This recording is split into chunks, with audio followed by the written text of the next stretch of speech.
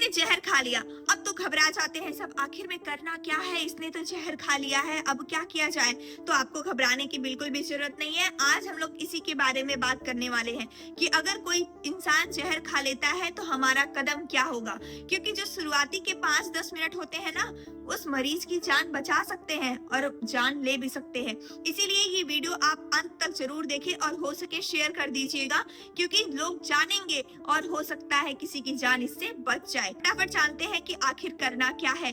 तो अगर कोई शहर में, आपके गांव इलाके में जहर खा लिया तो आप क्या करोगे?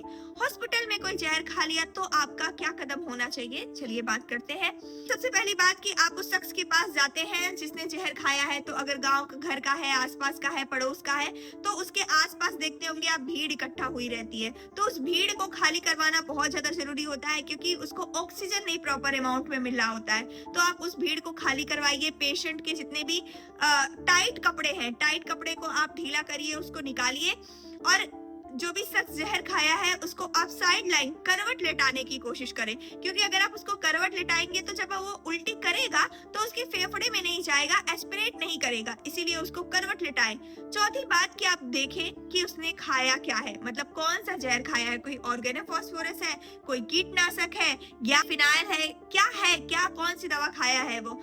आप सोच रहे होंगे कि ये जानना क्यों जरूरी है।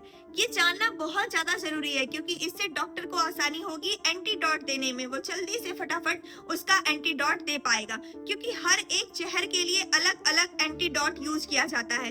एक जहर को एक जहर ही काटता है, तो सबके एंटीडोट्स अलग अलग होते हैं। तो अगर आपको पता होगा कि उसने कौन सा जहर खाया है या पिया है, हो जाएगा उसका दवा करना, उसका इलाज करना।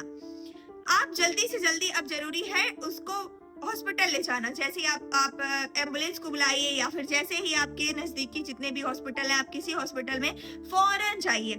अब हॉस्पिटल में क्या होता है, सबसे पहले कि हम पेशेंट का वाइटल साइन लेते हैं, उसका बीपी क्या है, पल्स क्या है, रेस्पिरेशन क्या है, ईसीजी हम लोग करवाते हैं, ताकि ये सारी चीजें करने के बाद से हम लोग पेशेंट का इन्वेस्टिगेशन करते हैं। गैस्ट्रिक लवाज करते हैं, हम लोग एक राइस ट्यूब लेते हैं, तो हम लोग नाक से पेट में डालते हैं। अब पेट में डालने का क्या मतलब है, उसको हम लोग साफ करना है पेट को। जब हम लोग पेट को साफ करेंगे तभी जो जहर है वो बाहर निकलेगा। अब हम लोग साफ कैसे करेंगे, तो लेते हैं हम लोग एनएस, क्योंकि पानी से ही तो हम कोई चीज धुलते हैं। अब ये एनएस नॉर्मल सलाइन जो है वो पूरे पेट को अच्छे से क्लीन करेगा। अब वहां पे क्लीनिंग हो गई। नेक्स्ट हम लोग देते हैं उसको एंटीडोट। अगर हम लोग वहीं पता रहेगा कि कौन सा जहर उसने खाया है, तो एंटीडोट देने में बहुत ज्यादा आसानी हो जाती है। जो भी पेशेंट ने जहर खाया है उसके हिसाब से हम लोग एंटीडोट दे देते हैं। अगर नहीं भी पता चलता है तो हम लोग एट्रोपिन तो दे ही देते हैं। तो ये सारी चीजें करना बहुत ज्यादा जरूरी है।